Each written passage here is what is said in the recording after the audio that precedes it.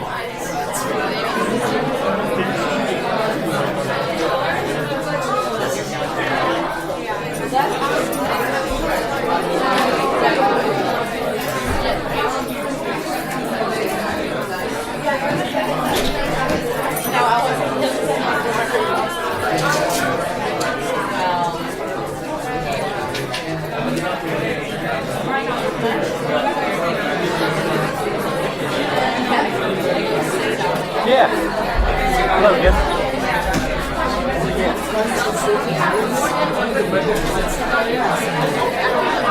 Yeah, but you normally want to give them one. So more than one option is good.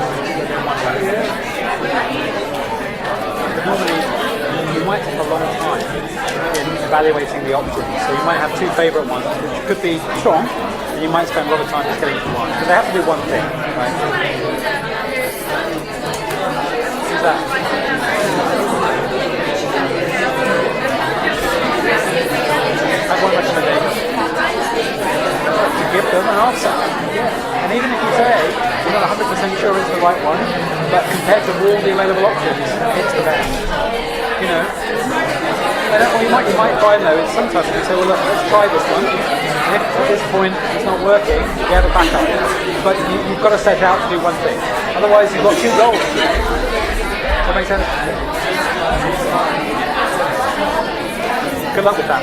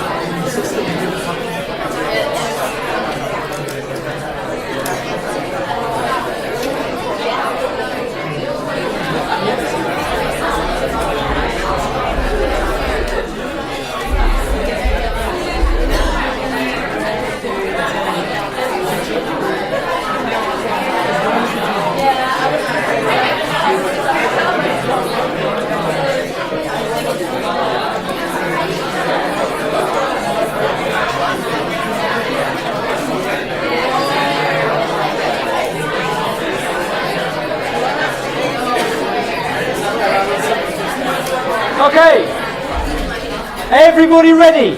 Let's go. This is your last lecture with me.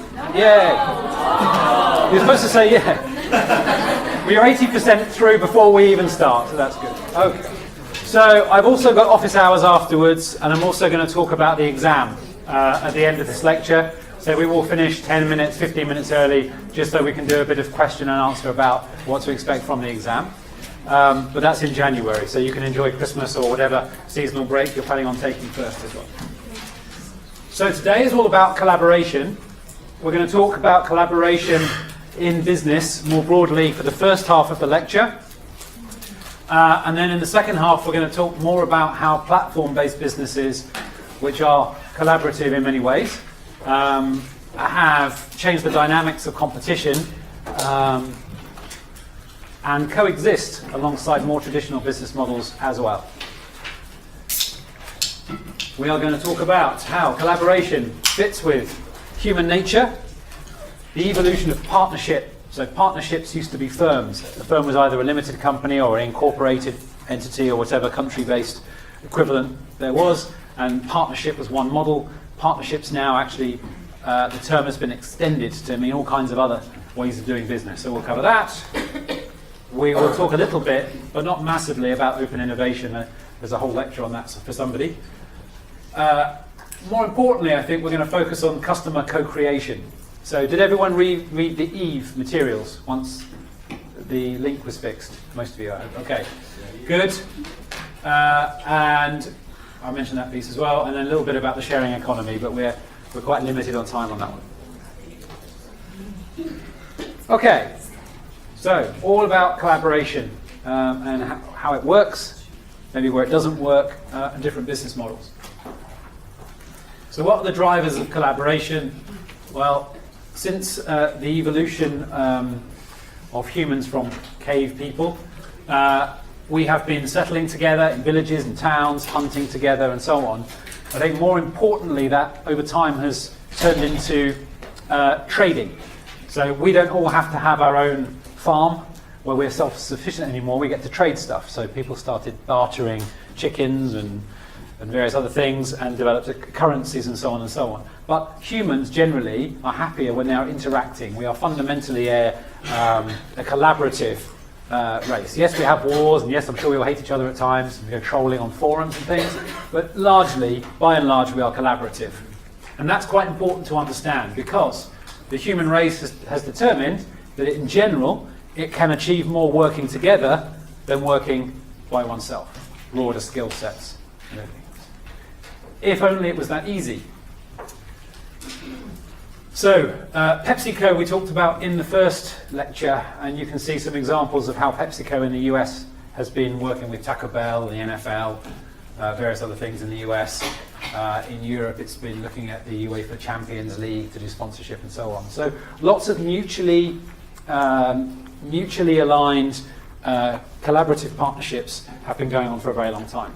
So it starts with human nature. People want to collaborate. They understand the economic return of collaboration, and increasingly brands have come along to collaborate. What has happened more recently, so in the last 5 to 10 years, is that the information age, and again we talked about Rachel Botsman last time and her work on disruptive innovation.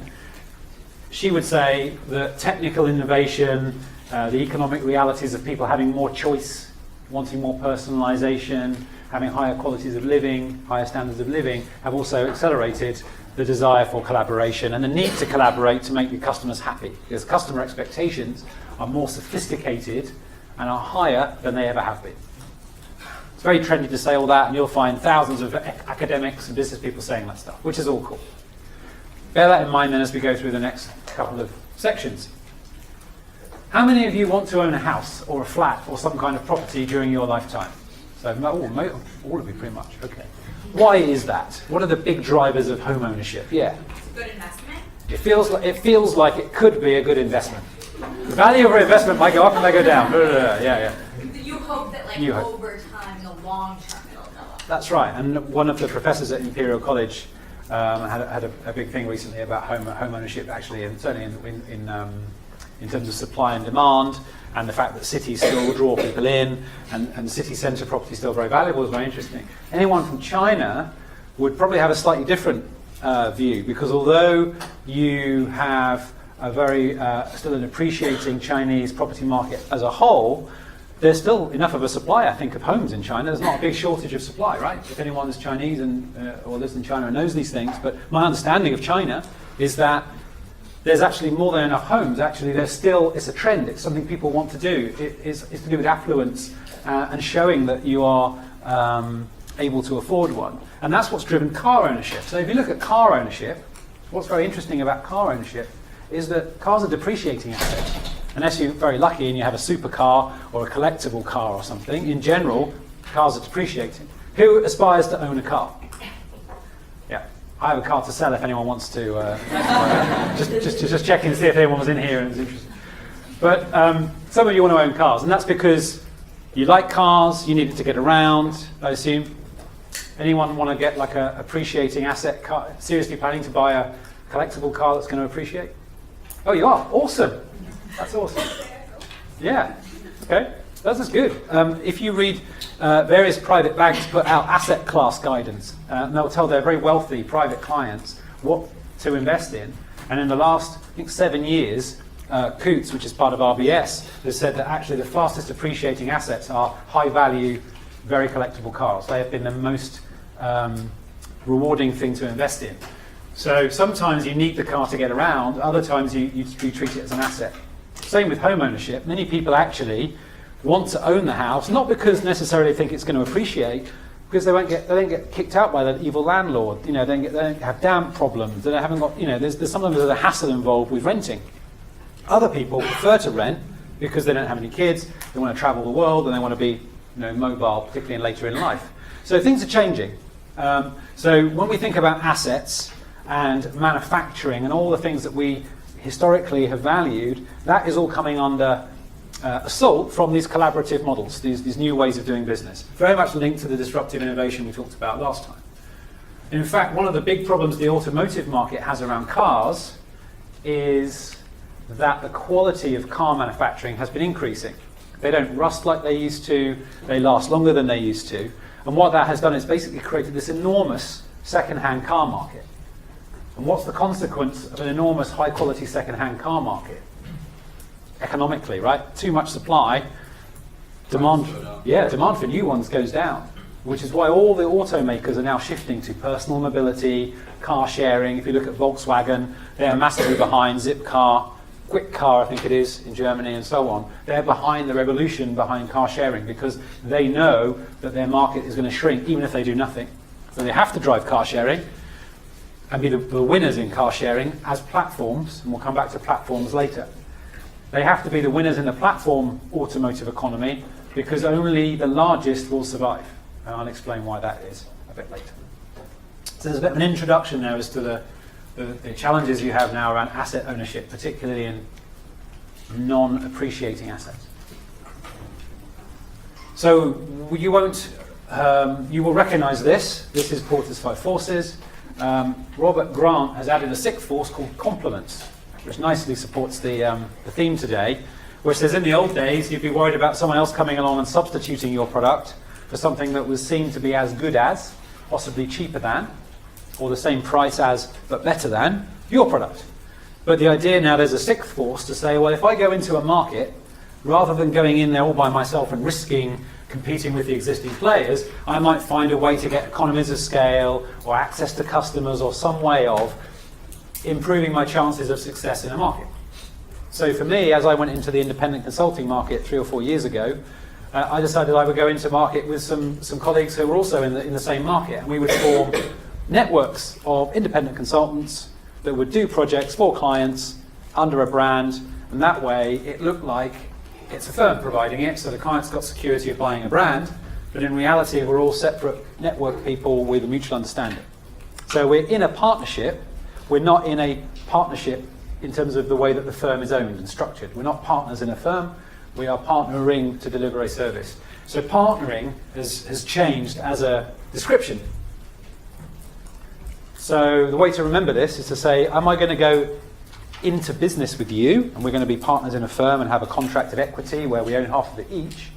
Or are we going to do business together and pretend we're in a firm, or tell everyone we're a consortium where we're both two different firms, each playing a role, and we're going to go in a unified way so the customer gets the same or a better experience? So it's going from going into business together as an organisation into doing business together. And that's the evolution of collaboration. So if I set up a partnership, Ernst & Young, PwC as an accounting firm is a great example, a law firm maybe. As a law firm, with your fellow partners, you own the firm. In more of the networked economy, you're doing business together, you may own your own firm, but go to see others as a group. Any questions about that? Is that unclear? Yeah. So this collaboration, are doing business together, or does it count as going into business together as well as doing business together? Going into business together in the contractual sense, I guess is what I'm saying. So we are in the same firm. So going into business is very inward looking. How do I run my company? We all own the company together.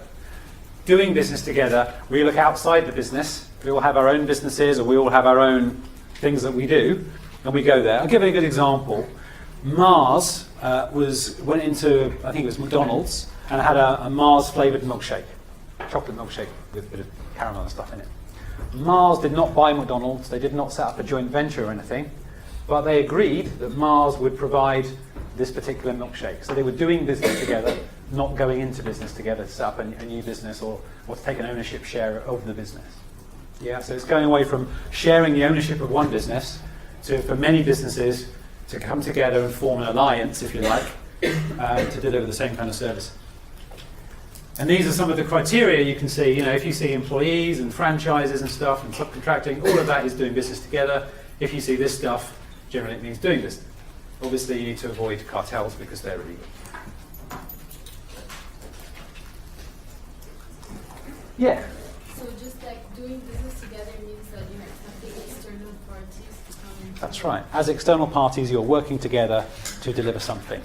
So Whereas going into business, it's very internal. Basically. it's internal. It's forming one company shell and being maybe shareholders of a company or being partners in a company. So when two companies join together for a specific event or something, Yeah. that's how going into it. That's forming a partnership, essentially, and going to business. I'm going to give you some more examples to bring it to life for you. But the idea of forming these doing business together type associations comes back to doing what you're good at. There's been it's become, I guess, axiomatic that in strategy that you focus on what you're good at, your core.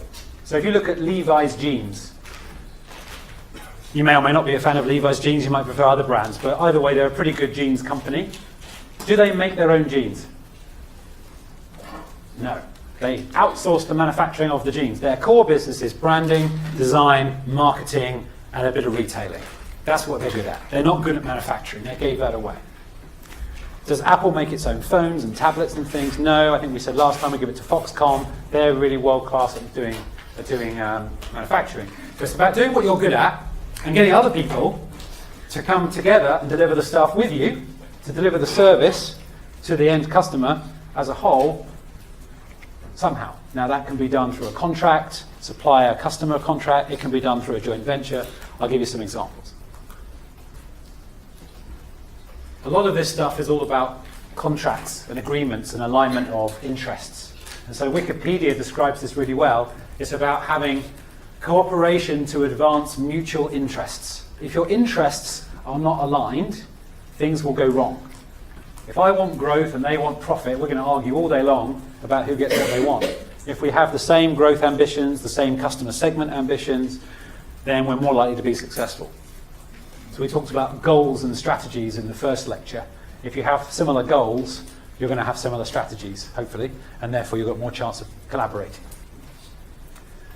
So let me give you through 3 examples of increasing risk. So the first one is a reseller agreement. This is essentially a wholesaling model.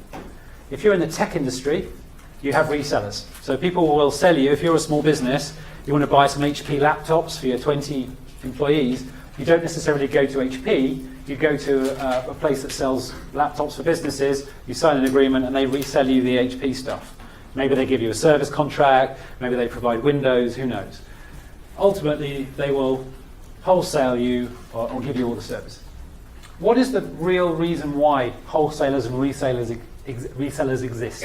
What is the service they provide ultimately for the end customer? Why are they valuable? I was just going to say that they're intermediate between Yep. like the main company and the customer. They're intermediates, yeah. And what value proposition should there be if you're the intermediary? Yeah. Well, if you're the leader, you can either get money as you'll have sort of suppliers who probably will send you the materials and products. Yeah. And then you can decide your strategy on how to go to the customers as Yeah. well. So being in the middle, it's either a win-win. I mean, you can try to win on that side and Yeah. the other side as well, get money. But if I'm the customer and you're the wholesaler, why do I go to you and not direct to HP? What service do you generally provide if you're a wholesaler or a Well, for example, reseller? comparison, or even you have like a second side of our market, so maybe not only, I don't know, install cans, you Yeah. provide the latest product. However, maybe customer want to see the others too.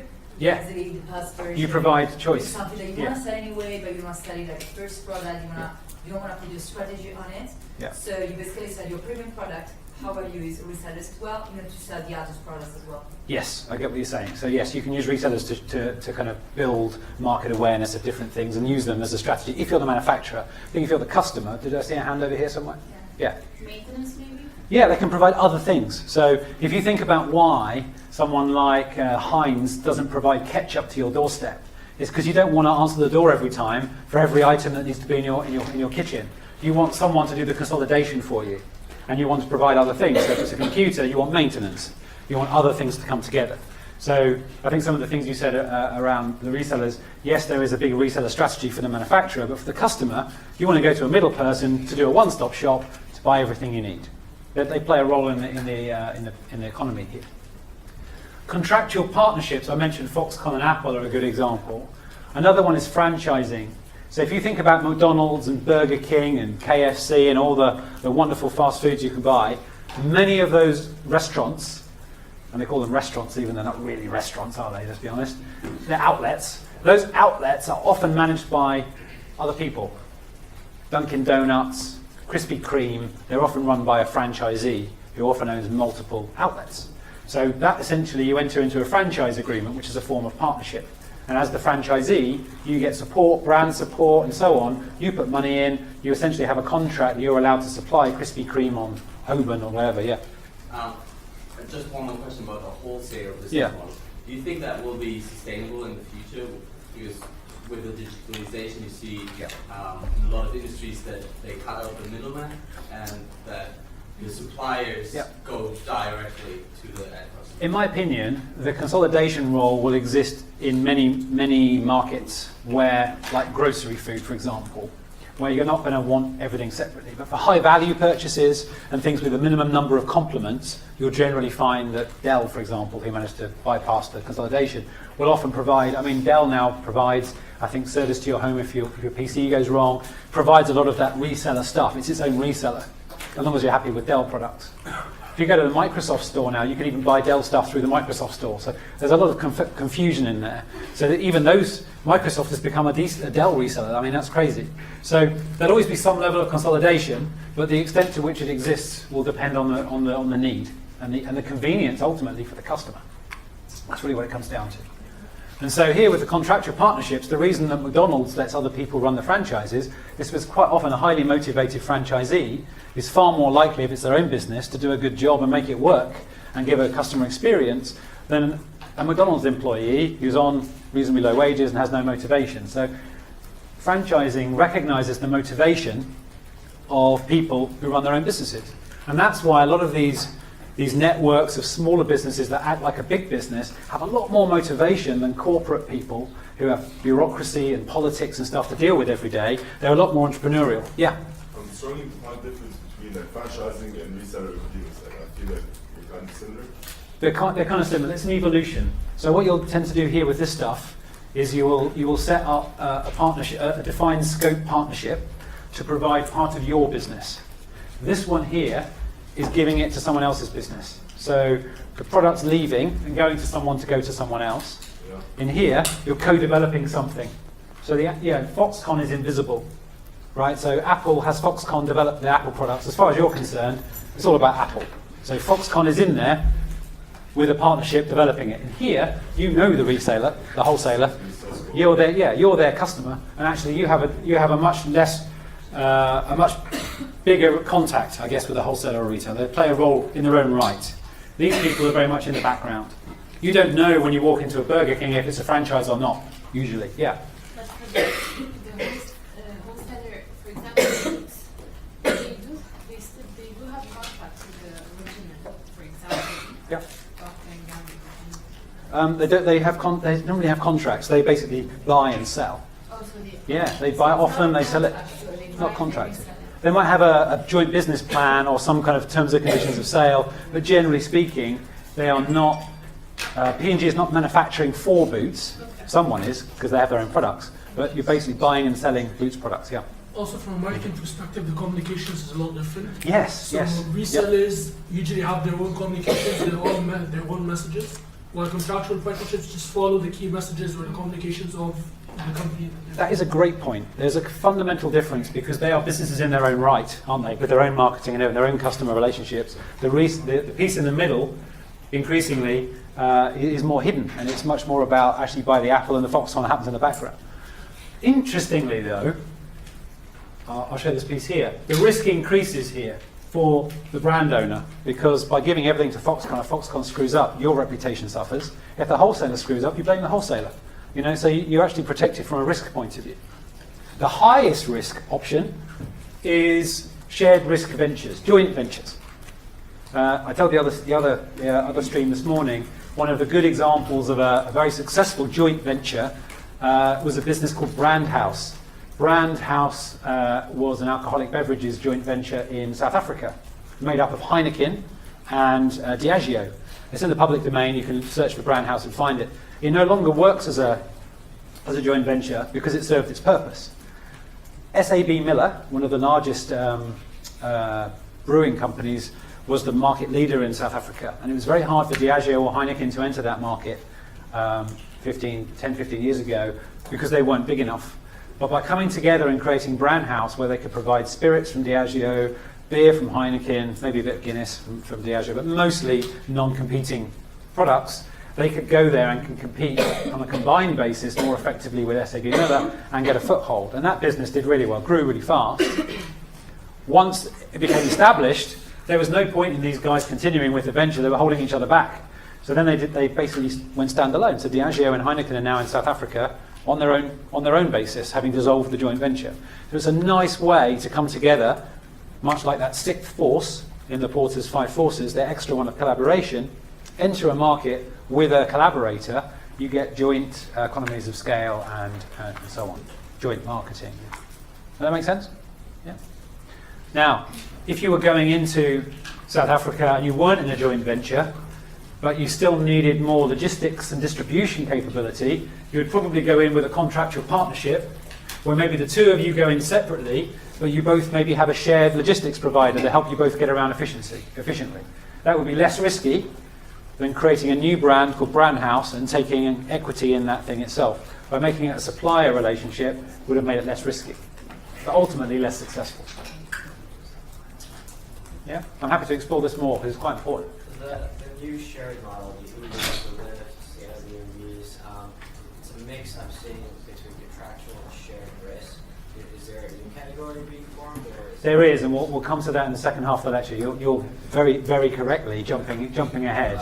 This is good. This is good because what I'm building up to is to say ultimately, increasingly you're finding these demand platforms as becoming almost an informal contract, informal risk sharing type economy, which is not homogenous. There are lots of different flavours of it. What you're seeing in the old economy, if you like, traditional economy, where you had cost economies of scale, is you're seeing quite specific models, and it's quite easy to classify things.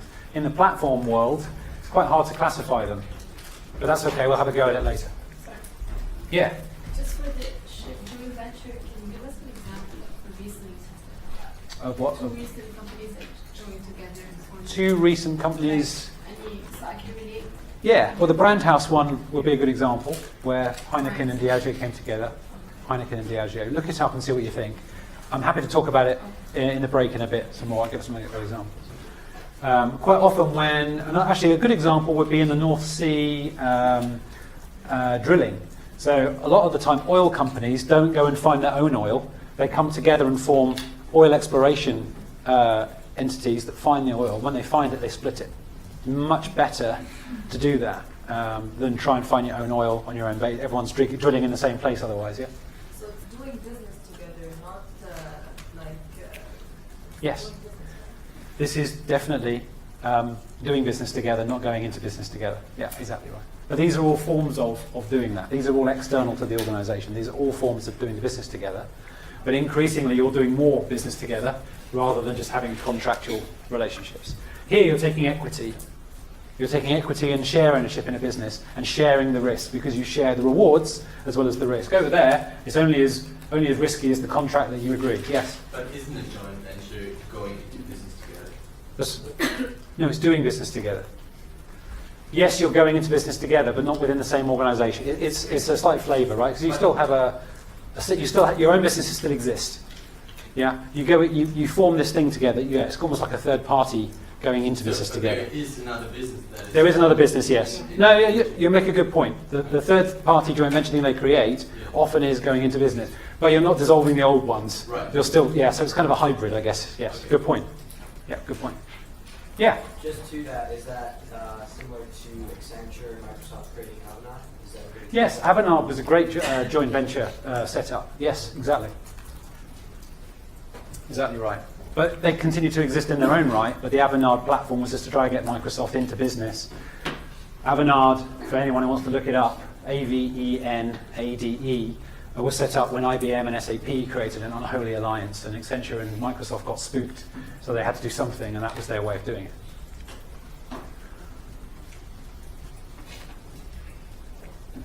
So, this is a startup called Filled. Has anyone heard of Filled?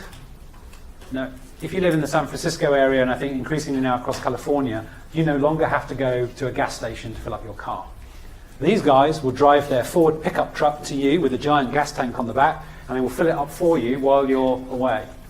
And they will give you the lowest petrol price in the area, based on their database. They will charge you a service fee, but that's on top of the lowest fuel cost in the area. Fine. If you have a Bentley, anyone have a Bentley? No? No? Me neither. If you have a Bentley, the guys at Filled can unlock your fuel cap remotely with your permission and fill it up.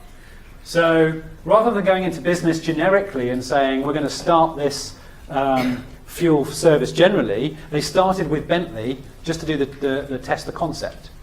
Created a partnership, Bentley advertised it, they wanted to create, Bentley was struggling in the US in the luxury car market, as you can imagine.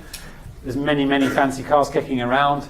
In terms of lots of startup millionaires and so on. They wanted to do something a bit different. So it was beneficial for Bentley, beneficial for Phil. Now, this was not a joint venture.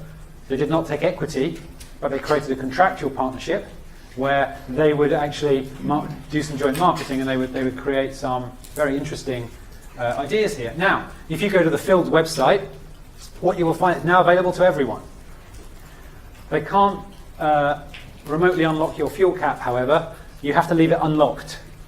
So there are some operational problems if you don't have a Bentley, but ultimately they are looking to disrupt the gas station market. It's very, very clever. We'll come back to platforms in a minute, and we'll come back to this example to think about how it might work, because obviously there are lots of operational challenges on creating something like this. But the principle is the same. If you see, no one likes going to the gas station, you get your hands all smelly if you have a diesel vehicle, you go there, you have to queue up sometimes, the pay at pump never works. It's not a great, it's a non-value added experience. Maybe you might pick up some grocery shopping if you live somewhere where you need to drive to get your groceries for convenience. But ultimately, filling up your car is a chore. So the idea is they'll take it away. It's a good idea, it's disruptive. And they're still in business.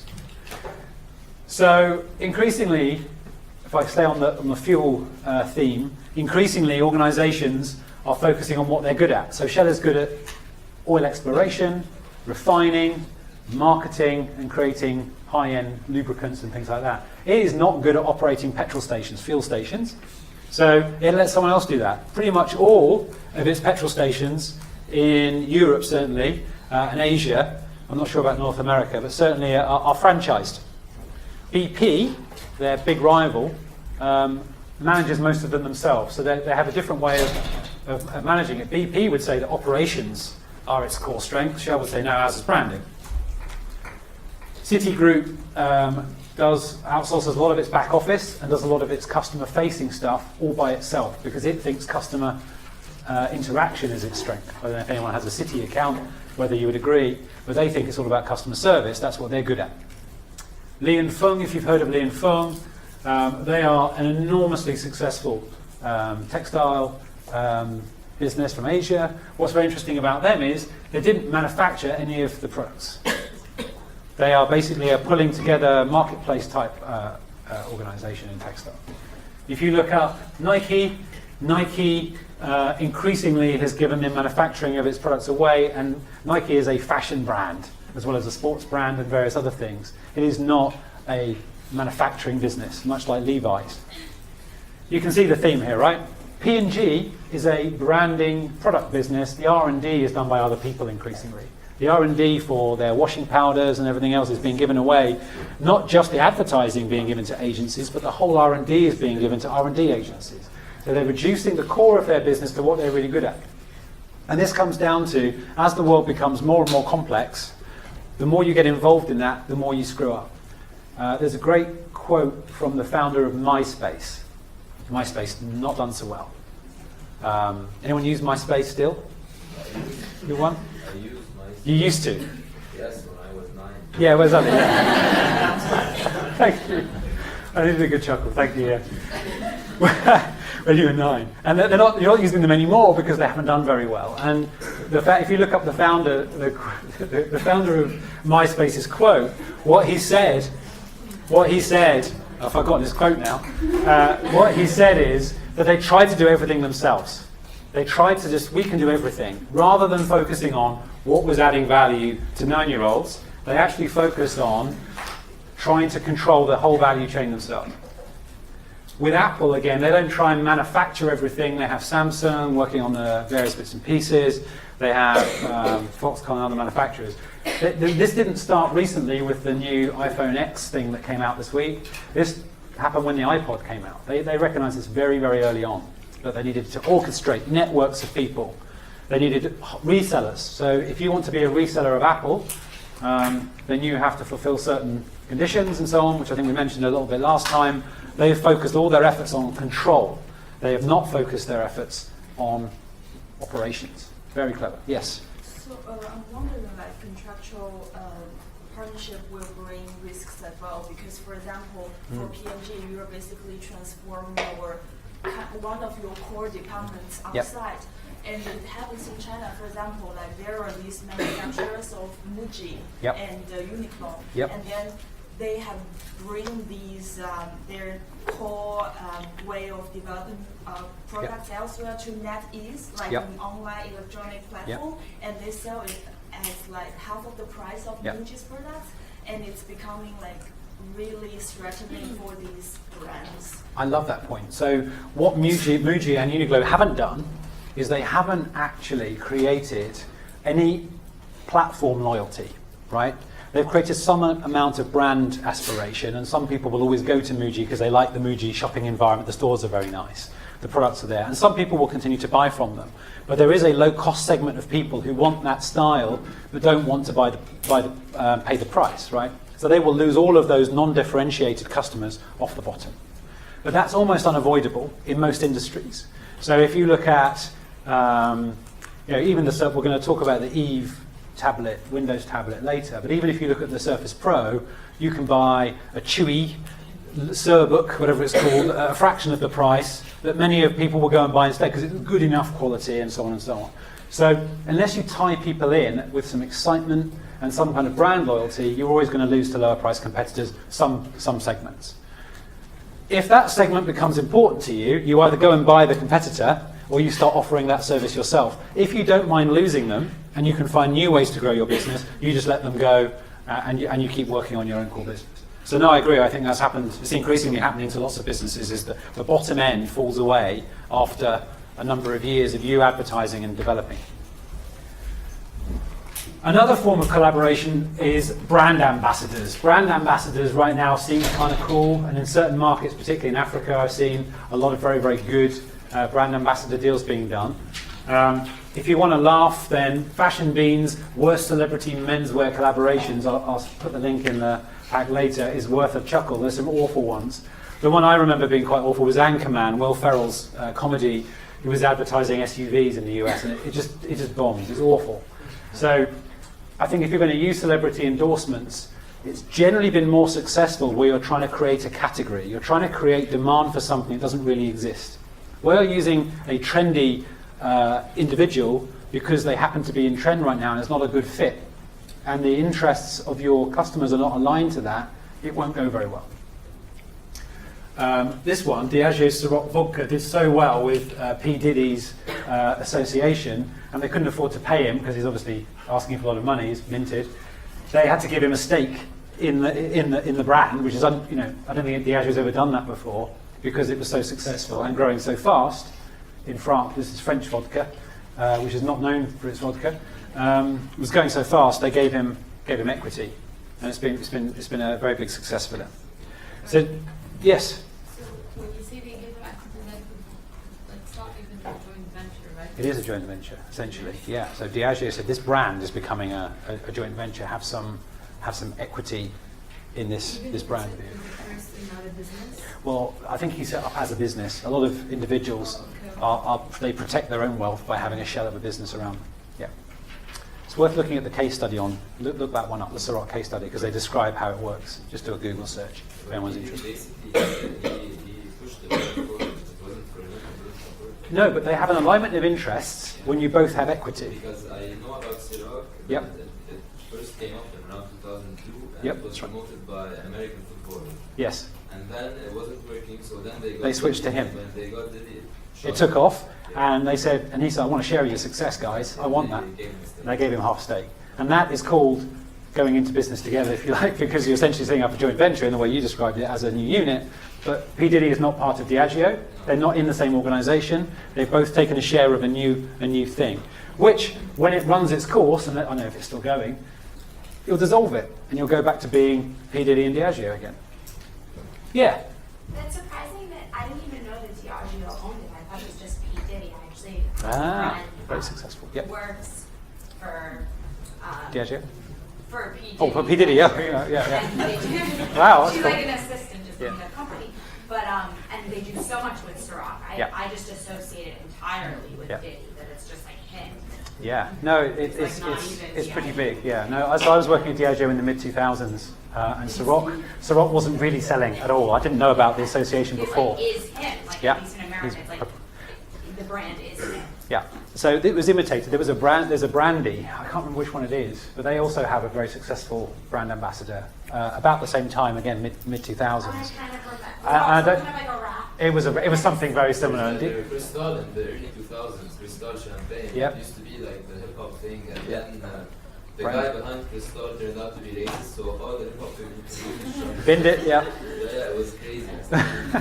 Anyway, brandy had a similar effect. And Diageo just got on the bandwagon and got very lucky with this. You know, I would say non-amazing vodka is doing very well because of association. So if you get it right, this can be huge. Yes. What do you think about Casamigos and like the George Clooney, Randy Gerber episodes? Because they I have no idea about that. Tequila. Yeah, I think it was Tequila. just it's bought. really tequila, and George Clooney's like Oh, okay. took a share of it, and he's sort of the face of it. Oh, I guess.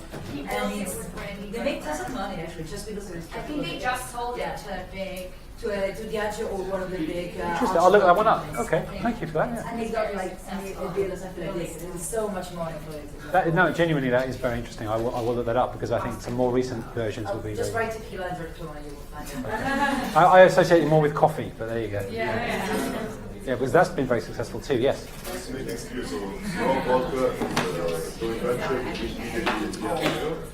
No. So what they've set up a joint venture entity to basically run and manage Ciroc, but the brand is still owned by the Diageo organisation. It's kind of it's a very funny joint venture. They have an investment vehicle. They have a third entity that's the joint venture. Yeah, When that they model. dissolve it, It goes back. Ciroc stays Diageo and Peter D has the share. I can draw that out for you later. One more question. Jordan and Nike. Jordan and Nike, yes. Michael Jordan, you mean? Yes. Just in case, because in the early 80s and the 90s, we didn't have the Jordan's brand. It was just Yes. Nike. Like Yep. he was a sponsored athlete. Yep. But then after he retired, or late. Yep. His career was over. Yeah, Yep. he has his own brand right now, but it's under Nike as well. Yeah. But it sells differently, and the sponsorships are different. Yes. So how do you describe it? Again, the same thing. I think they've set up an investment vehicle, which they use to basically fund that brand. But also sometimes that can just be licensing. So that can be a licensing thing. We're going to talk more about licensing later. I suspect it might be licensing. It can either be a joint venture or a licensing deal. Yeah. Don't you think that joint ventures are more successful or more useful when you're trying to develop a technology rather than a product?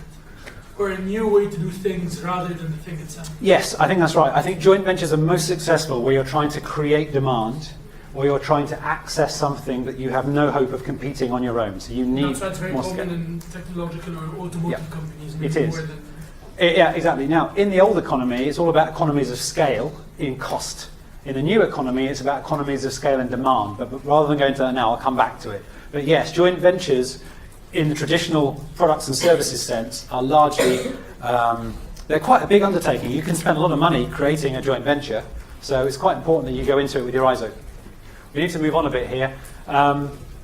Industry-wide standards like electrical wiring, certain types of light bulb fittings, really mundane, boring stuff. Quite often, companies have to come together to agree a basic standard so everyone can plug into it. That can happen quite a lot. Safety standards and so on. These tend to be non-differentiating things. It's happening now with homes, the smart home and various IP technologies from Virgin Media in the UK and in the US. There's a lot of convergence of different standards and things, just to make life easier so you can build all the value on top. So increasingly open standards, not open source, but open standards are often put in place. In the same way you might share things that are non-competing. You might share trucks together. So I've seen different food companies and drinks companies in different categories sharing a DHL truck and paying less money, because ultimately getting the thing from your factory to Tesco is not in any way competitive. So you may as well just shove it all on the same truck and save yourselves money. That happens too. Another form of collaboration. Another form of collaboration can also be around Android phones. So Apple has its own ecosystem. Google obviously provides a platform. It has its own devices, much like Microsoft, and so on and so on. So there's a lot of crossover in technology in particular, and different random partnerships being tested, falling apart, and so on. Sometimes, though, it's not a partnership, it's an acquisition, and you go into business together. So I don't know if you saw, but HTC, famous hardware business, has been acquired by Google to build its in-house phones. And that wasn't a partnership or anything else. It was ultimately cemented as an ownership model, having done some previous partnerships. Right, moving on then. Whoa, hang on. A bit fast. I'll give you all the answers. Okay, here we go. So we need to get through this case about Eve before just after 2 o'clock. So, did you read the Eve thing? I think I've asked you this already. Yes? Yeah. You know what it is? Yeah? Doesn't matter if a different version, doesn't matter. Eve claims to be the first crowdsourced tablet. They're based in Finland. They achieved a load of funding from their investors. They've created a nice community around it. What is quite nice about crowdfunding, and crowdfunding is really on the increase at the moment. I just saw the news today, actually, while I was having my lunch, that Chewie, not the Star Wars character, the lower cost alternative to Microsoft, has just announced that it's crowdsourcing its next Windows tablet. So they're obviously looking at this and seeing this could actually help them create some excitement at the low end of the market, at the cost differentiation end of the market, which is quite interesting. So what's unique here is shareholders and customers are the same person. So if I go to a client and I'm advising the shareholder of the business how to make its shareholders happy and its customers happy, that's quite hard. But if the shareholder and the customer are the same person, actually makes it a bit easier in some ways. So you're going to get just 7 minutes to talk about the reasons for such interest and rapid investment in the Eve V Windows tablet offering. And then we're going to have a discussion about it. So I'm going to give you until 2 o'clock. You guys are a smart bunch, don't need that long. I'd like to know the big reasons why you think there was a massive load of success in attracting investors to the Indiegogo campaign for the Eve. So at 2 o'clock, I will stop you. Yeah? What were the big reasons in your seated groups, I should say? Yeah, the swarm groups. What were the big reasons for its success?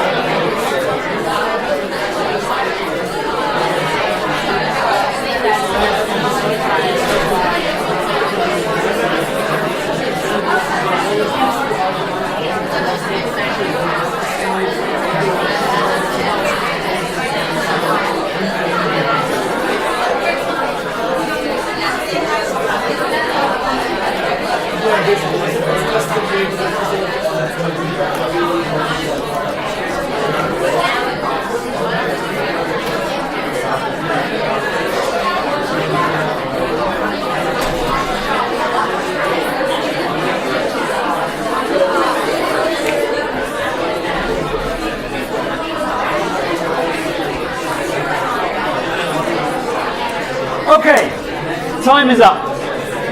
Time is up. I would like to hear from you what you think the key success factors were in the EVE organisation generating quite as much interest and early adopters. So, who would like to go first? What was a great success factor for EVE? Yes? Well, other than the fact that people want to invest in small quantities in different projects, as we said last week, hoping that one of them would turn into something big. Yep. According to a lot of articles, it's the manufacturing and the process of making the product, where they involve all of the consumers or the shareholders, choosing the features that they'd like to see, how they would like the product to look like. They even have like some sort of a vote on who gets the first review of the product. So it's the sense of involvement and recognition. Great. Love it. Yep. So voting, co-creation of the product, yes. What was missing in the Surface Pro laptops was the USB-C port.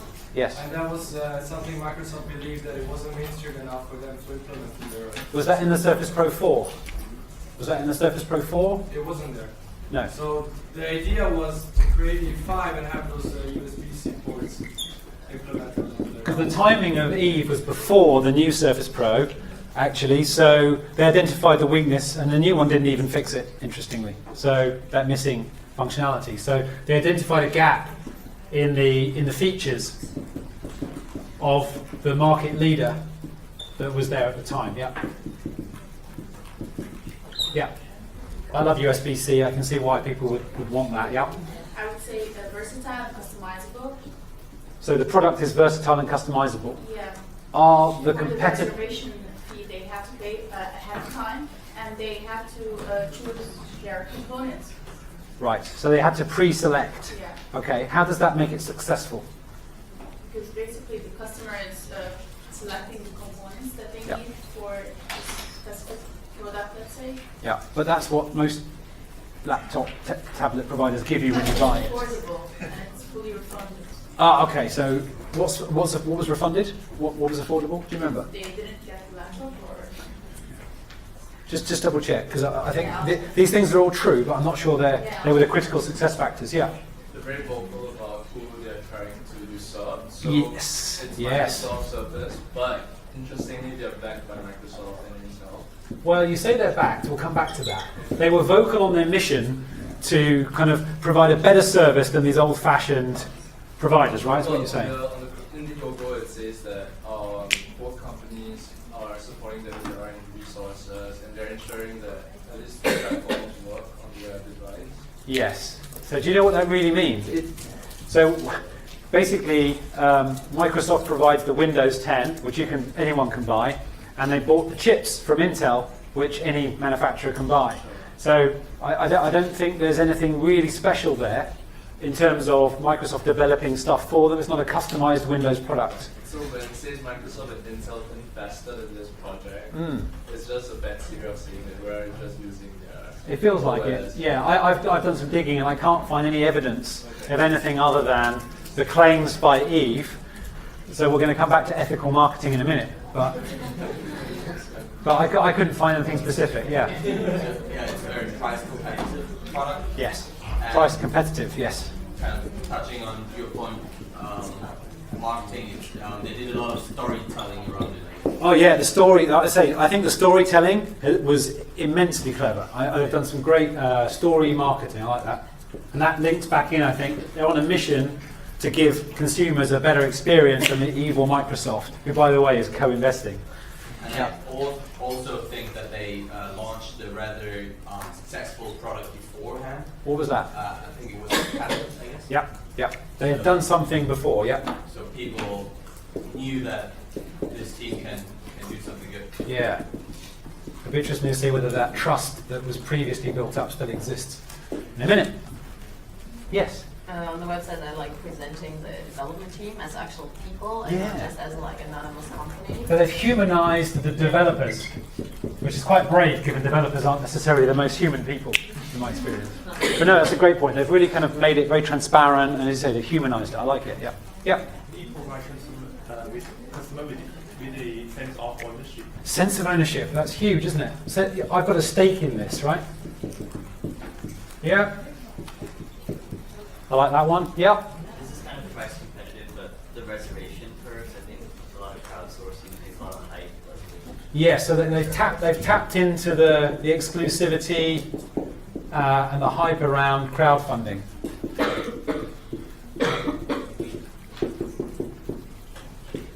Yep. Anyone else?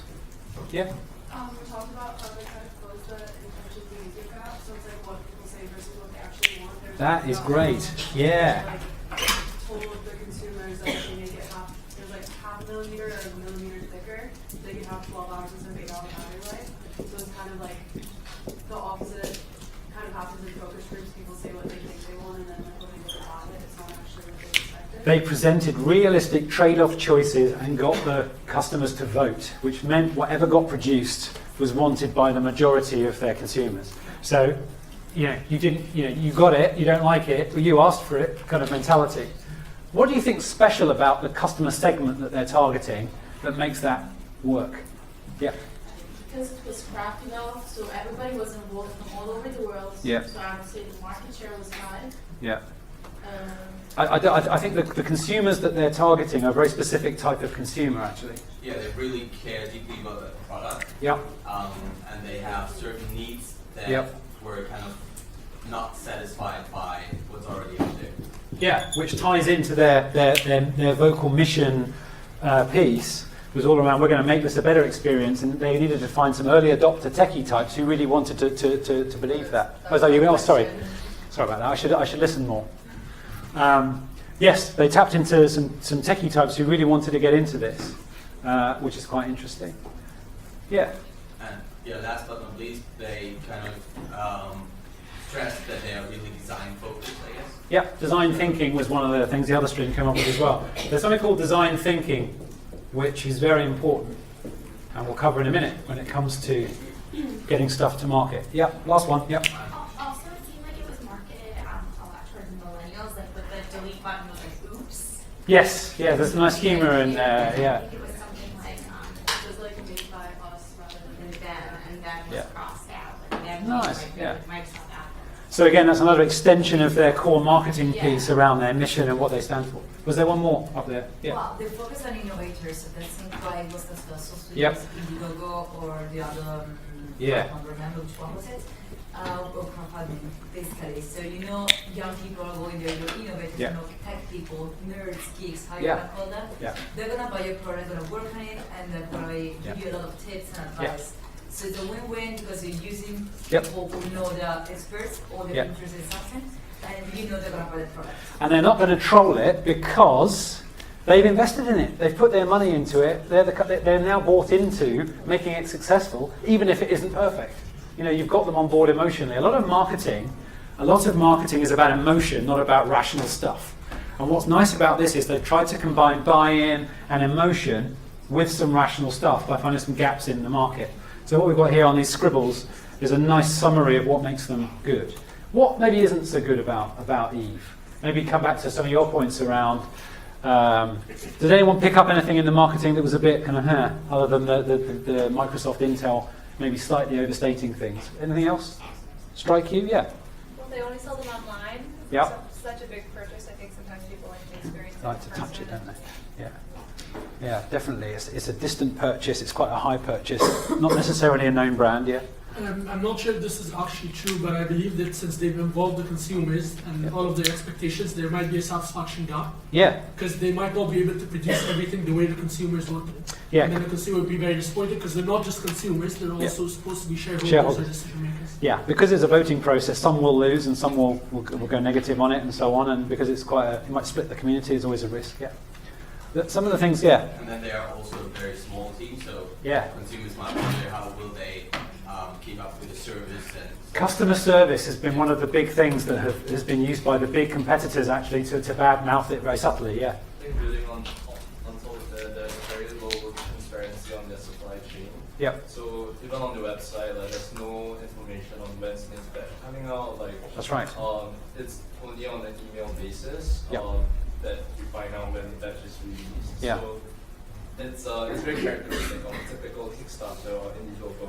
Yeah, they're late. They set expectations, they fail to meet them. There's a big risk, actually, if they don't get their transparency sorted out, they're going to have a lot of people who are bored waiting, and then they remember this endless waiting experience that was never satisfied. So they do have expectations. Any crowdfunding, high-value crowdfunded initiative does need to deliver on some pretty high expectations, because by involving the customers and making them shareholders, you set higher standards than usual, and expectations are higher than usual. There were a couple of things about their marketing I didn't like. Number one is, did anyone see what the weight of the product was? Just live. No, actually, it's alleged to be. It depends on which source you find. It's alleged to be, because they've got a very uncompetitive keyboard, it's actually going to be heavier than most of the other competitors' products. It's going to be the heaviest 2-in-1 out there. That's what some of the community were saying, because they made some choices around quality that traded off against weight. And interestingly, portability is increasingly becoming the 2-in-1 competitive edge. So that was quite interesting. It is alleged somewhere else they came out and said, no, we've changed it. It's now going to be super light. Another issue they had also is the bezels around the edges. One of the reasons when you look at their marketing pictures, it always has a black background and a red triangle on it, wherever it is. You can't see the bezels on it because they're actually quite thick compared to the Surface range. So they're doing some quite clever stuff to minimize some of the weaknesses of the product. Now, I don't mind them doing that because this is a cheaper product anyway, but the transparency that you think is there by making it crowdfunded and communities and stuff is also being done the traditional way by burying some of the bad things. You look at it, the specs, the processors, it's all good, long battery life. The weight's missing from that initial list. If you go digging, you might find it, but it's not there. So they're still using evil marketing, even though they're an ethical, challenging the way things are. Ultimately, if you're going to compete in the market, you still have to be competitive, and that's been their attitude. Interesting. I don't get what's not good with this. The edges around here, the bezel, you can't see where it is.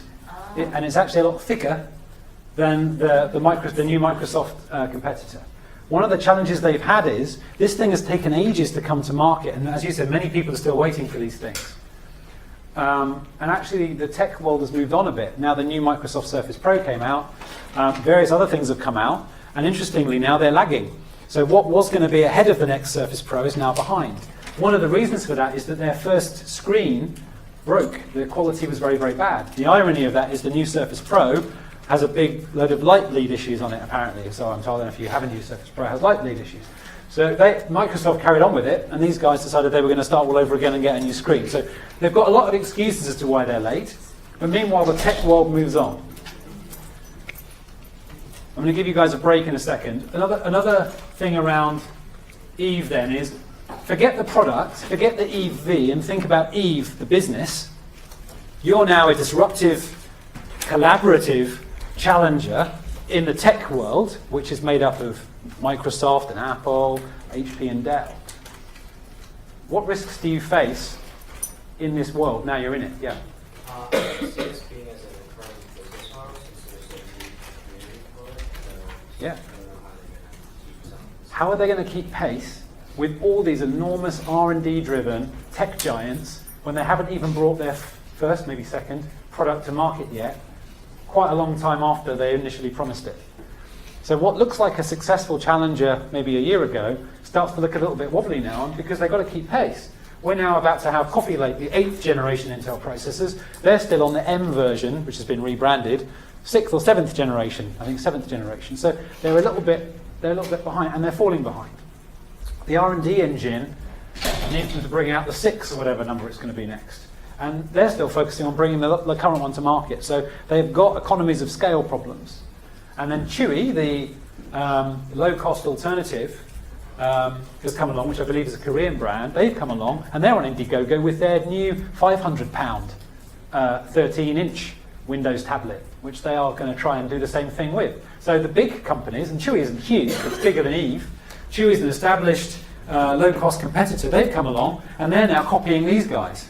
So it's a bit like your point about Muji and Uniqlo. Someone finds a nice way, a nice recipe, there's always someone going to come along and imitate you at a lower cost. So what originally looked like quite an attractive thing, I mean, look at all these big success factors. We could probably very easily, if we had the time, fill up another page with all the problems. So you've got to keep moving, even though this collaborative marketing is very, very powerful. If you haven't got the fundamentals of your business right, and your market competitive strategy right, all this co-creation stuff ultimately cannot offset fundamental economics. So, I'm going to give you literally a 5-minute break because we're only 45 minutes from finishing. Please take 5 minutes. Be back here at 2 if you need to take a short break. And then we will finish up. Comfort break.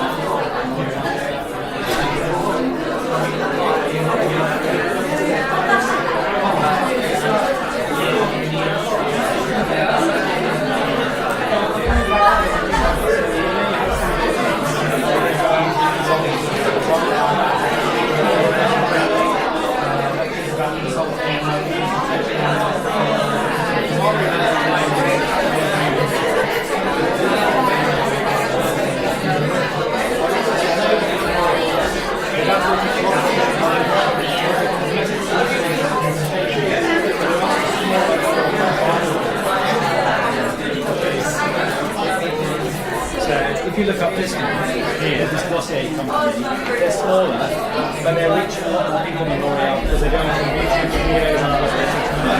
So if you were to go in like that as well, we're going to get a lot of companies. But these are also more open to collaboration because they're smaller and they're a bit more different. So if you're looking at any of maybe just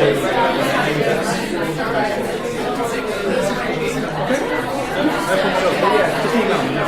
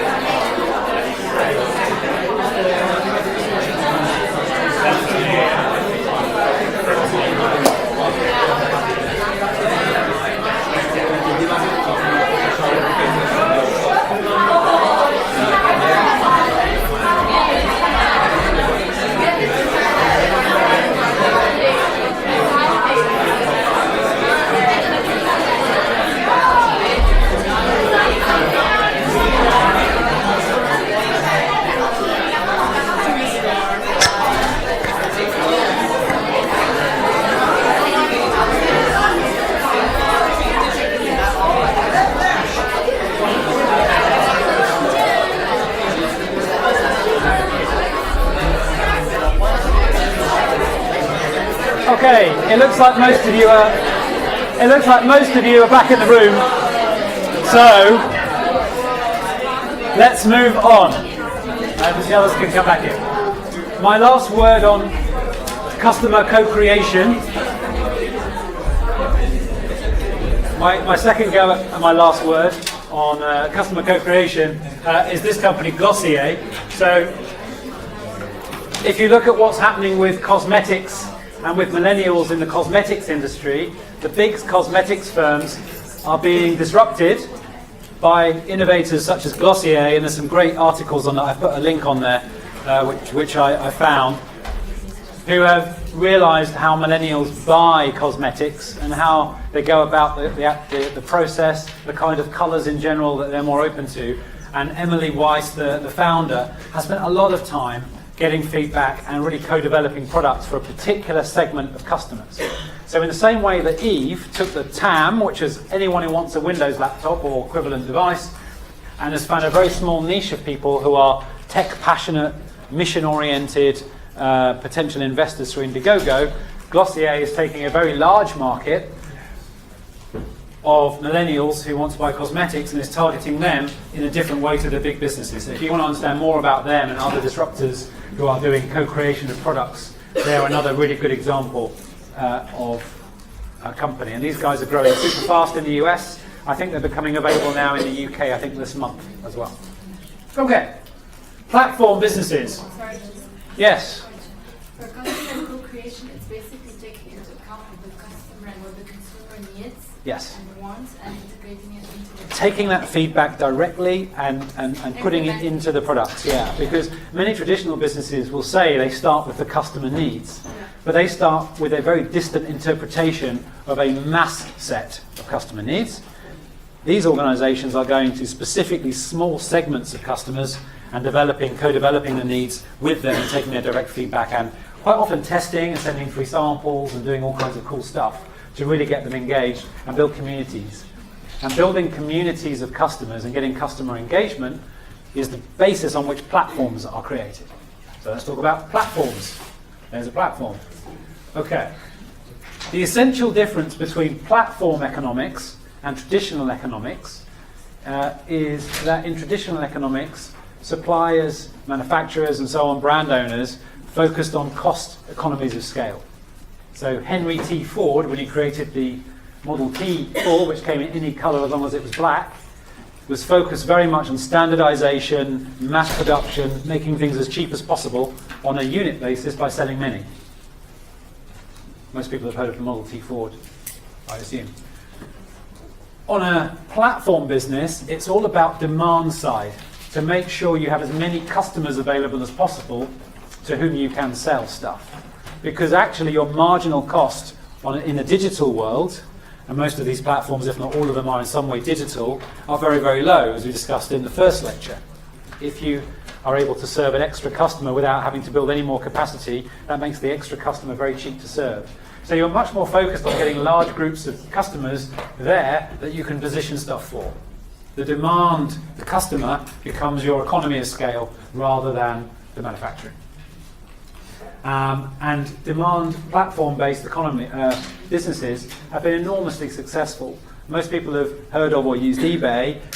If you live in China, the Taobao platform business is just enormous. I think its enterprise value now has surpassed that of eBay. And in fact, my parents would vacuum. They call it hoovering as the verb, right? So the brand essentially is so successful, it replaces the verb.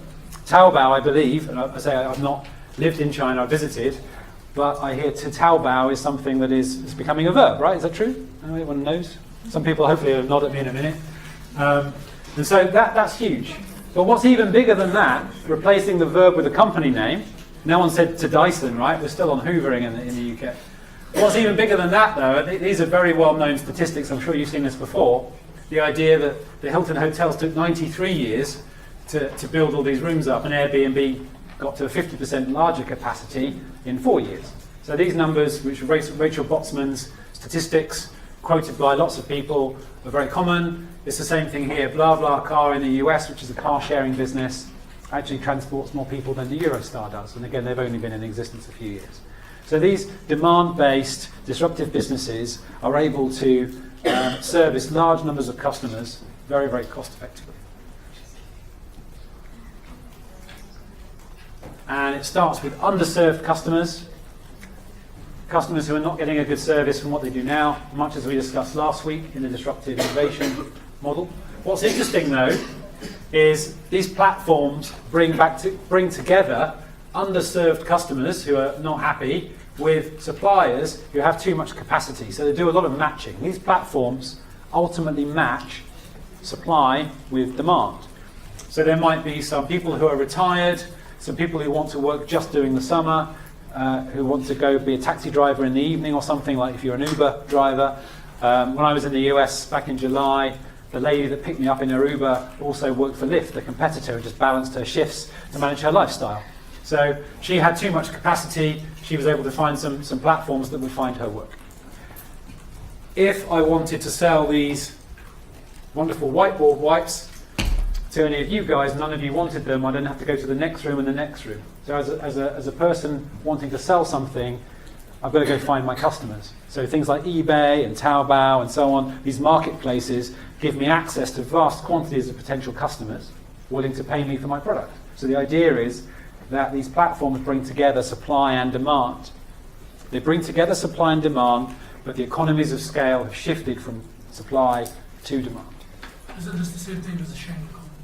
As a what, sorry? Sharing economy. The sharing economy.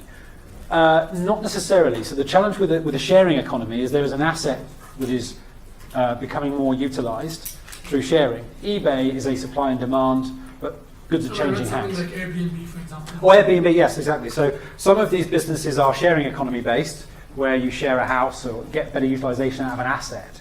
So that's it's an asset-based business.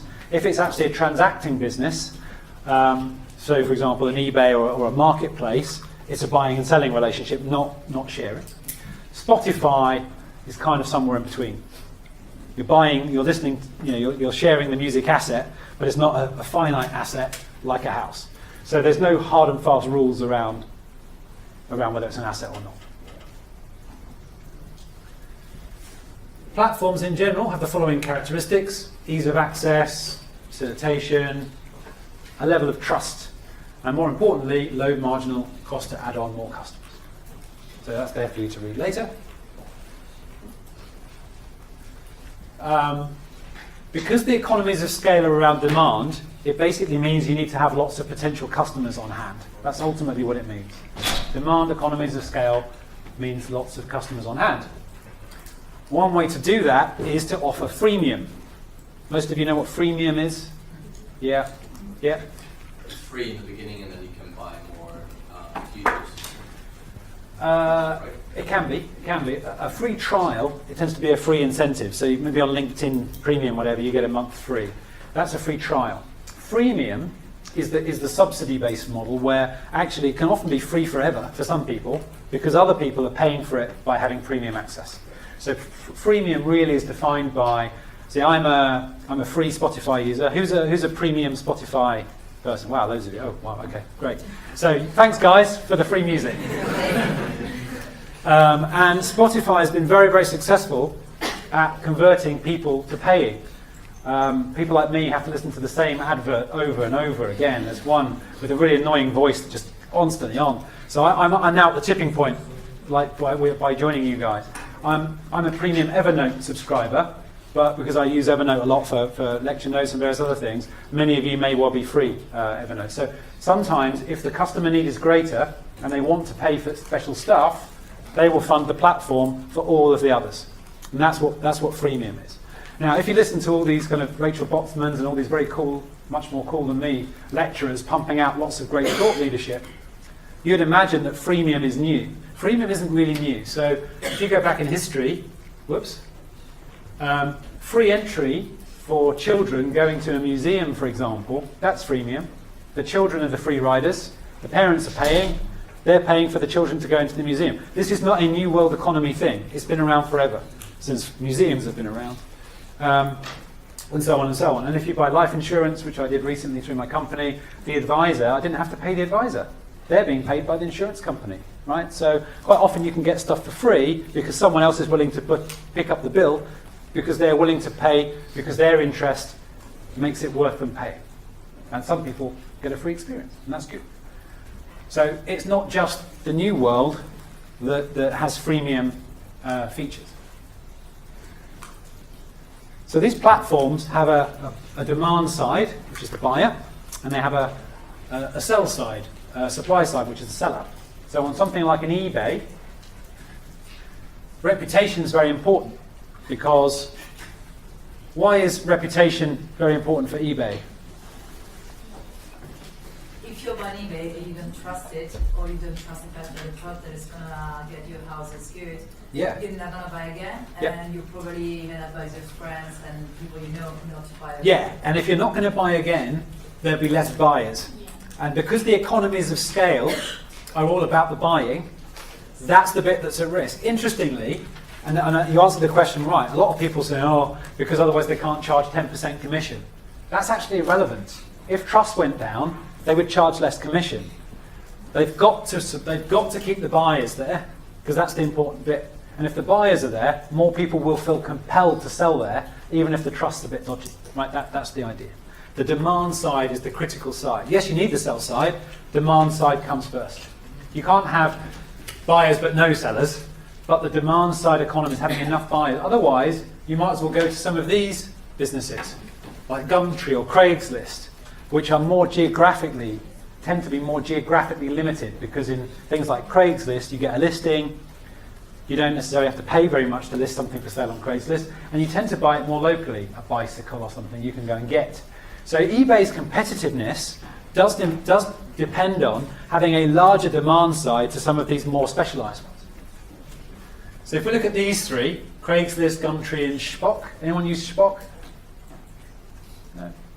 It's doing very well. It's a Scandinavian business. It's been in the UK for a while. You see it advertising on TV through the app. Take a photo, sell it. It's trying to compete with eBay on a more, convenient basis. But I've asked lots of students in lots of schools this question. No one seems to have used it, and yet somehow it's doing really well. Maybe you're not the right demographic. I don't know. What's different with those two compared to those three? Does anyone know? Pre-loved and Etsy. Let's look at Etsy. Anyone bought from Etsy? Yeah, I have. Yeah. So, how would you describe Etsy? Really creative but expensive. Creative, expensive. Yeah. Would you say it was a platform like eBay, or would you say it was different? No, it was definitely different. It's more like it's very creative. eBay just says everything. Yeah. This is specific. Segmented. Yes. Yeah. Yes. Its competitive advantage with something like eBay is that it's actually very specialised. But interestingly, do you think demand side or supply side is more interesting for them? Supply side, yeah. So it's not actually a demand-based platform. It's just another Amazon for cool people, right? It's a standard shopping platform, but it's quite a specialised one with quite a nice feel about it and everything else. But it's not a demand-led platform. It's a supply-led platform. So I've been through this one, but LinkedIn then. Who are LinkedIn's customers? Corporations who pay for premium accounts. Very good answer. Anyone who pays. Anyone who is a free user like me is not a customer, we are just a user. Anyone who gives them money. Well, I can say, are you sure? So the people that buy the premium access. Sorry? So the people that buy the premium access, They are customers, yeah, exactly. Advertisers, premiums. Question about, for example, Amazon. Yeah. The Prime subscription, we consider it like, but then we're all customers for it. So I don't think the Prime subscription is subsidizing the others because you're paying anyway. The Prime subscription is building up lots of cash so they can invest in things like Alexa and Amazon Fresh. So they're using that for other things, is my understanding. Yeah. Because the free delivery you get, even over £20, if you're not a Prime customer, is still being paid for more in general.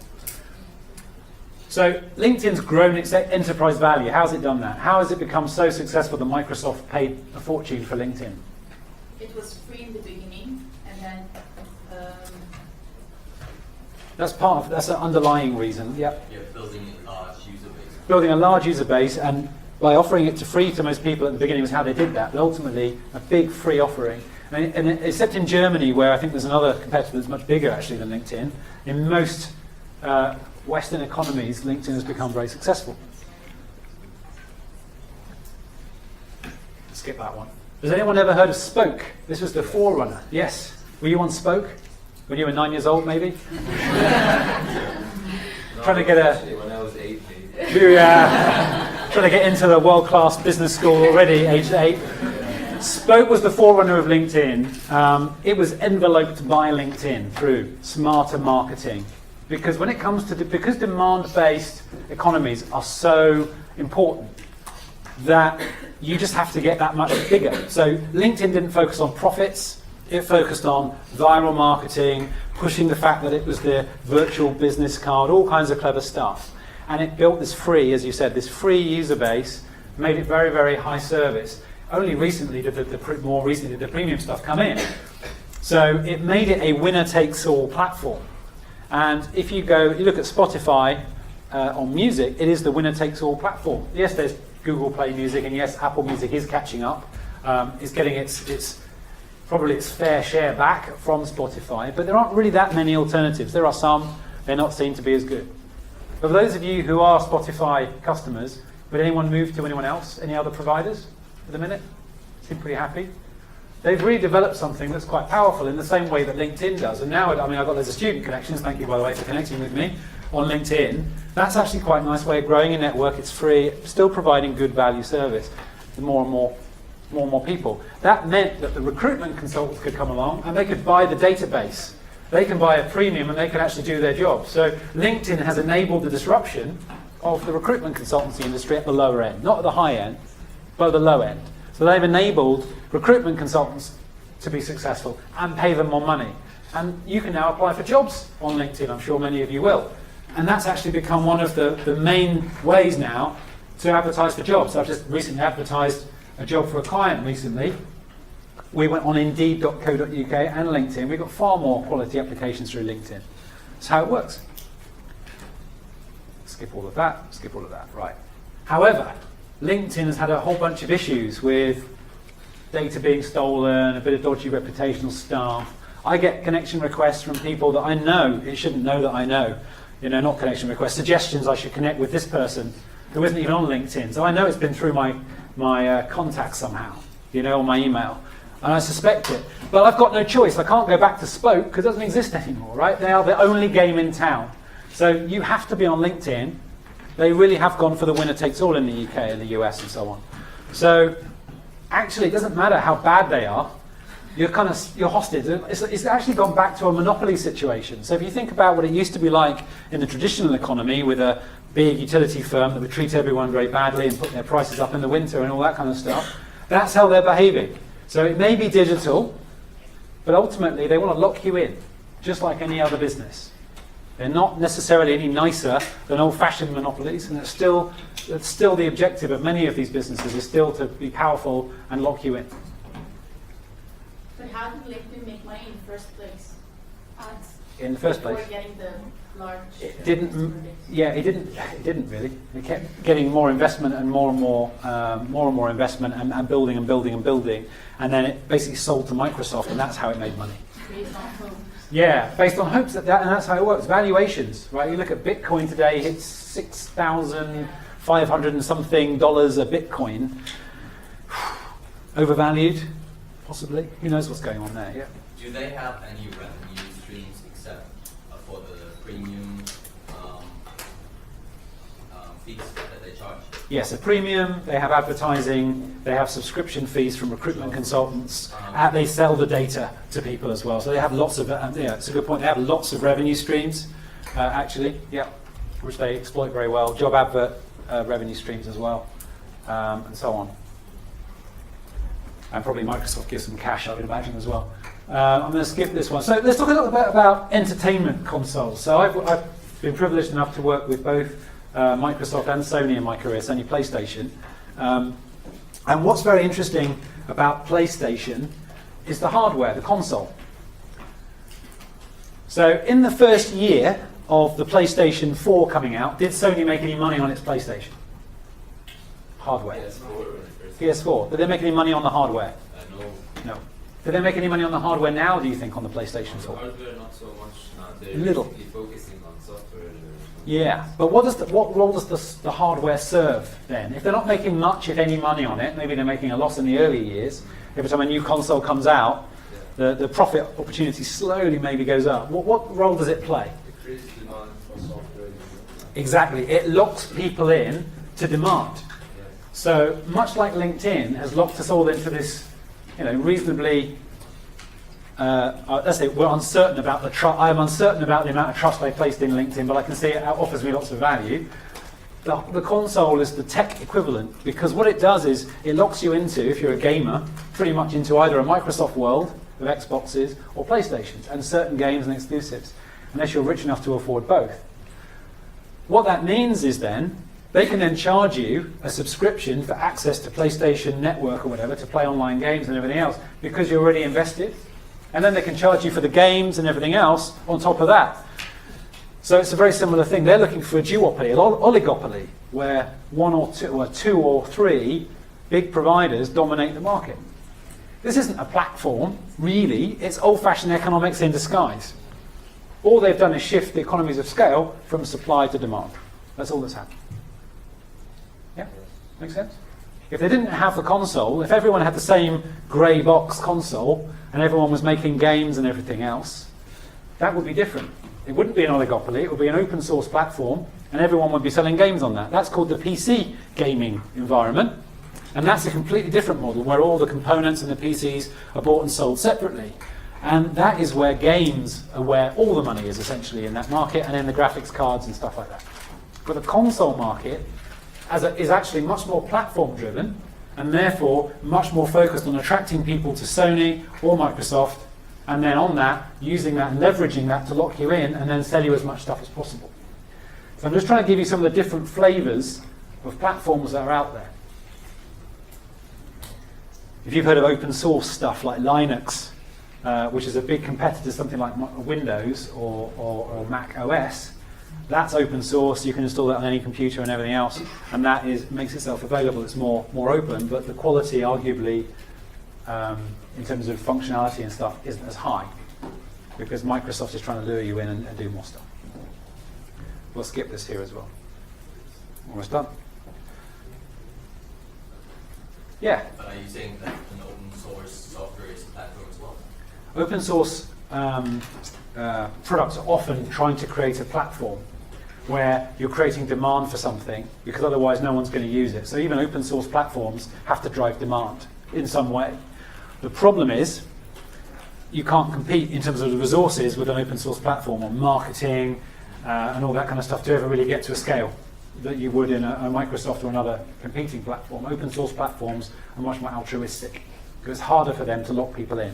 So even if you're creating a Spotify platform, a gaming platform, you still want to lock people in so that they are being looked after, they're happy, they don't want to switch to another music system, another music platform, they want to be happy, but you just need lots and lots of them. The supply and demand balancing is really the big strategic factor here. Whether it's Uber, Airbnb, PlayStation, whatever the platform is, it comes down to balancing supply and demand.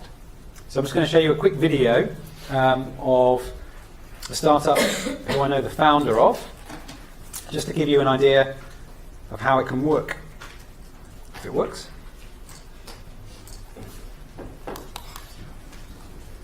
Are you a local business looking to lower your staffing overhead? Or a local worker looking to fit work around you? Then Limber is your answer. For hirers, Limber is a new way to think about employment. All businesses in the hospitality and retail sectors suffer from two things: unpredictable busy periods and high staff turnover. Some businesses choose to recruit and manage their own part-time staff. But with that comes a lot of admin overhead. And at times, staffing can feel like a revolving door, with new joiners coming and going. The alternative was to use expensive and unreliable agency staff to plug the gaps. Not anymore. With Limber, you can flex your staff on demand to match your busy times. So here's how Limber works. Hirers, you have two options. You can either post a shift and then carefully select your workers, or let Limba's clever algorithm autofill your roles. Whichever you choose, just enter a few key details, your dates, times, and your hourly rate, review and confirm, and you're done. Workers, now you're ready to start earning. Just tap the app, apply your filters, and put Limba to work. See all the key info like where, when, and how much, and accept the shift that works for you. Hirers, now you can review your applicants or see who has accepted your shift. As your shift fills, you can chat with workers, like Emily here, to make sure everything goes smoothly. After a job well done, workers complete their timesheets. Hirers approve and provide their feedback. If you liked Emily and gave her good feedback, Limba will notify her next time you post a shift. That way you can build up a pool of trusted workers ready to help you when you need it. And that's it. We'll collect payment and pay Emily in Limba's weekly payroll run. We take care of all the paperwork too. Is all this expensive? Absolutely not. Limba's fee is just 12.5%, which usually comes out at £1 per hour per worker. Sound good? Hirers, just head to our website at limba.work. Workers, just download the app. So what do you think?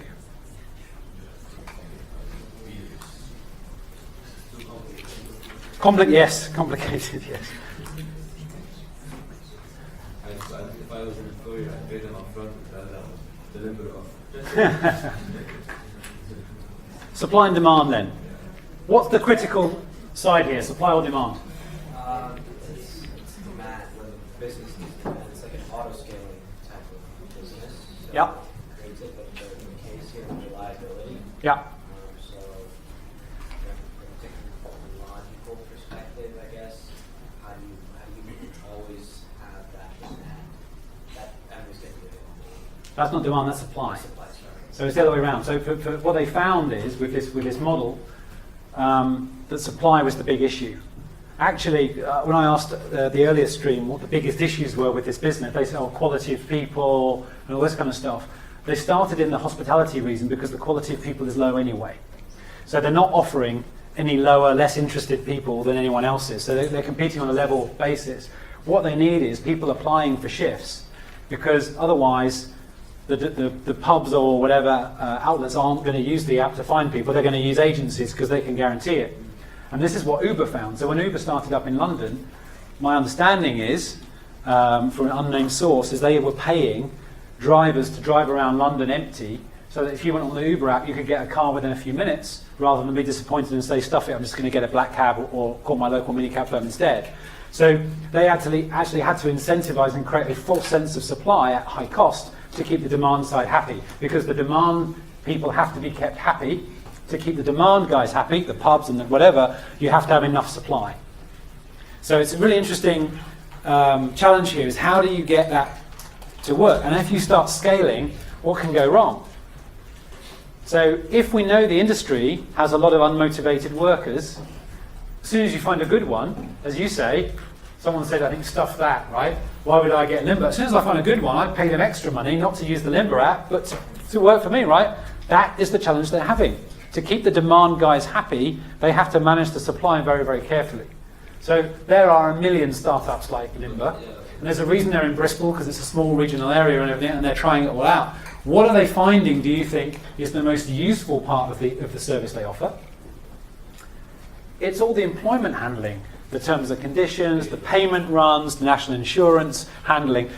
I think they're going to end up pivoting to provide a low-cost temp, almost like employment service, rather than this amazing vision of being the go-to platform, if you like. So a lot of startups, they start out with a fairly altruistic view. You know, it's all going to work in a really nice way. Everyone's going to be happy about using it, and then they find it doesn't work that way. But they do uncover some level of value they're providing, and then they have to scale that up and adapt to what customers actually want. And so that's actually what they're finding, is that the nature of their business is shifting to becoming an outsourced payroll business, and that's fine. If they can get rich doing that, I'm sure that's what they'll do. So it's amazing how businesses shift, particularly startups. But you've always got to balance the supply and demand. That's the big lesson on this one. Same with Uber, same with Airbnb. There's no point going to Airbnb if nothing's available. You're going to go somewhere else, maybe to a more traditional provider.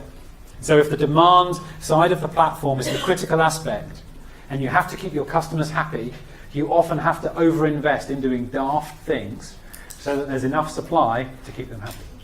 Just remember that if you go off and create nice optimistic startups, that you actually have to balance those things in this platform economy. Yeah?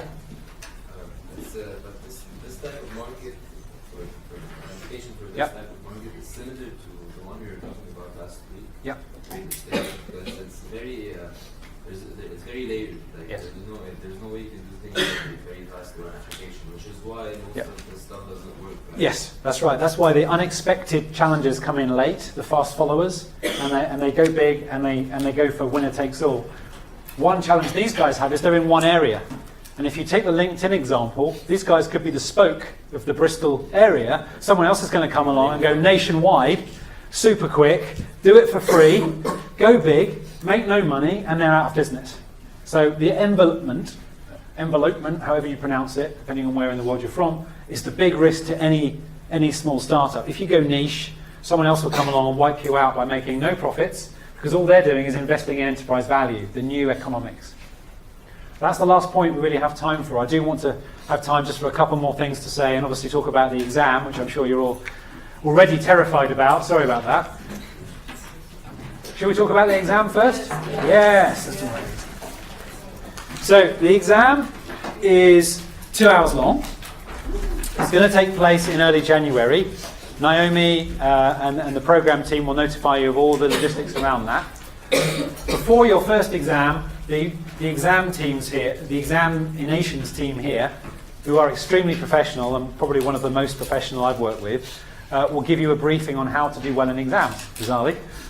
They will tell you about how to answer the question. There's online briefings and all kinds of generic tools to help you think about how to do well in exams, which the school is very good about. The paper will have 4 questions. These are essay-based questions. And as someone else said, can we type or do we have to use a handwriting? It is handwritten. Then write down. You'll be in an exam room for 2 hours. You have 4 questions. You only have to answer 2 of them. Each of those will each be 50% of the mark. The next question then was, well, are they going to be very short or very long or whatever? They're not multiple choice, they're essay questions. They may be one short statement, it might be broken down into sub-questions. Right? So it will vary. I vary the format and I vary the nature of the questions. All of the questions will be related to the exam, the lecture topics that we've covered. We've covered 5 exam topics, so they'll be taken from the themes of the various lectures. As I said, I'm a more practical lecturer, so I'm very keen on you doing broader reading and coming up with your own examples. So you talked about Muji and Uniqlo and so on. If you bring your own examples in and complement them to the ones in the lecture, that generally is given high degrees of credit, because I want to see that you can think for yourselves, you understand the concepts, you can form an argument around something, you can use evidence, and you can mix in what I've taught you with other reading that you've done. So if you go on to Google and type in disruptive innovation, there's loads of stuff you can find which you will find useful for your own revision purposes. So also academic extra readings, not just examples. No, academic reading is very useful. What I'm going to do is I'm going to post up the 2 books I've mentioned a couple of times in the lectures on a post with the slides from today. So you can read them if you're interested. There are copies in the library here, electronically I believe, as well as physically. One of them is the Contemporary Strategy Analysis by Robert M. Grant. There's a particular couple of chapters in there about competitive strategy, which you will find very useful. He talks about Cirque du Soleil and some of those examples. The other book is called Good Strategy, Bad Strategy, which is a great book. Lots of really good examples in there as well, by Richard Rumelt. But again, I will write this up for you so you can find it yourselves. They're just great reading. Loads of good case examples that will help you, yes. You won't ask specifically about a case that we discussed. That wouldn't be a question. So what if I'm going to give you more like a situational one? I will usually give you the example, the information you need in the question. Okay. So you will get last year's exam paper or similar with you know, here's how to get a good, here's what a good answer would look like with it. So Naomi will usually provide that to you to give you an example of previous papers. So you're not in the dark. Yeah, you've got a fair chance of doing well. Yes. Yep. Sorry. In terms of studying material, is there anything you would prioritize on? Like, for example, would it be lecture slides, then cases, then I don't know? No, I'll leave that to you to decide. Everyone has their own way of learning. Okay. I would certainly read back through the slides. Yeah. Cool. We have 5 topics and 4 questions. Are the questions going to have overlapping topics? Yes, they're normally on a theme, and the theme we may have covered across a couple of lectures. So it's, if it was a question about platforms, it might well be in this lecture, it might be stuff from the last lecture. It'll be all over the place. So you recommend we get into that with all 5 topics? Yes, you need to cover all the topics, just to give yourself a good rounded view, yeah. Are you the one grading the assessments? Yes, Okay. yes. So I will set the exam paper, I will grade every single paper. Okay. It then goes to a second marker and an external marker as well for various criteria, but that will get done after I've graded it. So yes, you can blame me if you get a bad grade. Do you have the exact date already? Like we know? No, I don't. I know it's early January, but I don't have the exact date. But I will be there for the first 15 minutes of the exam in case you have any understanding problems. It's very rare that anyone has any questions. Yeah. Do you have any tips? Can you tell us? Do you know that the best tips for the exam come from the standard stuff the school gives you about arguments. So I don't know if you remember, but most exams that are essay based have a question where you have to form an opinion, make an argument, provide evidence, and kind of argue it through. So that is the format that's expected. And a lot of that is kind of good exam discipline, and that's in the school's little kind of hints and tips stuff. I wouldn't override any of that. It's all very good. It's all very good. Look, you're really smart people. You've given me a real headache to teach because you asked really good questions. You should not have anything to fear from that point of view. I would be very worried if you did. Yes? Should we answer the questions from more of a subjective or objective point of view? Meaning that should we just present the arguments or choose one side of the argument and try to convince That's up to you. That's really up to you and your style. It will depend on the question, and so I can't possibly say what you should do there. That's really down to you. Yeah. Will Sorry. in-text citation be encouraged, for example, according to Rachel or Yeah. according to Rachel? According to Rachel Botsman X, I'm fine with that. Yes. In-text citation. Otherwise, you'll get plagiarism. So don't pretend it's your idea if it's Rachel Botsman's idea, right? So yeah. So you. Or like we don't need it necessarily to. It's up to you. It's up to you. I think if it's pertinent, it's always good to quote somebody if you can remember it and it's useful. Yeah. Yeah. Maybe it's an idea from the reading we did. Yeah. And we don't want it to. That's fine. That's fine. If it's an idea from a reading, whatever you remember for the reading that you think is useful has to stand alone, right? So I read somewhere that Glossier did co-creation. Away you go. Yeah. So it doesn't have to quote the exact source, but if it's credible. Yeah. So we have to like source it and the exact question maybe. As best you can. As best you can. So if you remember that this particular company was doing something, if L'Oreal was doing something amazing, say that L'Oreal was doing something amazing. You don't have to remember what magazine it was in. No Harvard style. Oh my God. Yeah, even if you did that,